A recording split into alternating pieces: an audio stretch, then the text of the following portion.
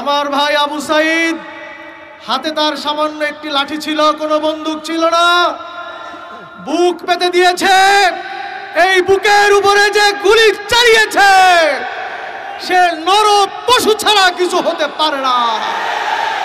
যারা নির্দেশ দিয়েছে গুলি চালানোর জন্য তারাও নর পশু ছাড়া কিছু হতে পারে না। যেই সরকারের উস্কানিতে হয়েছে সেই সরকারও মানুষের সভ্য জাতির সরকার হতে পারে না।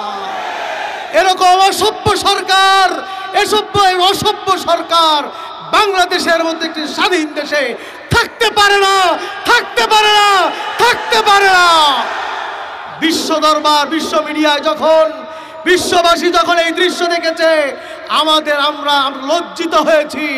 স্বাধীন একটি বাংলাদেশে, স্বাধীন সার্বভৌম দেশে পুলিশ কিভাবে মারে, বাংলাদেশের সরকারি দলের ছাত্ররা কিভাবে আমাদের শিক্ষার্থীদের উপরে, ছাত্রীরা নিরীহ, ছাত্ররা ঢাকা বিশ্ববিদ্যালয় নিরীহ, তাদের উপরে যেভাবে চড়াও হয়েছে এটা কোনো সভ্য দেশে হতে পারে না।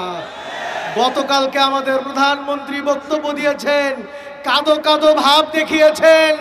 আমরা আপনার নাটক ইতিপূর্বে বহু দেখেছি, আপনি বহু নাটক দেখিয়েছেন, হাতে তসবিহ নিয়ে বহু ক্রন্দন আপনার দেখেছি। দেশবাসী জানে আপনি একজন ডাইনি ছাড়া আর কিছু নয়। এগুলি সব আপনার নাটক, ছলছাতুরি ছাড়া কিছু হয় না। আপনি ছাত্রদের ন্যায্য দাবি আধা ঘন্টায় নিষ্পত্তি করতে পারতেন। আপনার সংবাদ সম্মেলনের পরেই এই উস্কানি আপনি দিয়েছেন, সারা দেশে এতগুলি হত্যাকাণ্ড হয়ে গেল। আমরা বলতে চাই এর দায় প্রশাসনকে নিতে হবে, দায় ছাত্রলীগকে নিতে হবে, দায় আওয়ামী লীগকে নিতে হবে, দায়ের দায় সরকারকে নিতে হবে, হাসিনা সরকারকে, শেখ হাসিনাকে নিতে হবে। এর বিচার আপনি মনে করবেন না সহজে হবে, বিচার হবে ইনশাআল্লাহ। বাংলার জমিনে বিচার হবে। পীর সাহেব চরমোনাই মাঠে নেমেছেন, বিচার আমরা করেই ছাড়বো ইনশাআল্লাহ।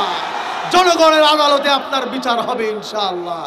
আগামী দিনের সকল কর্মসূচিতে অংশগ্রহণ আহ্বান জানিয়ে বক্তব্য এখানে শেষ করছি। ওমা আলাইনা ইল্লাল বালাগ।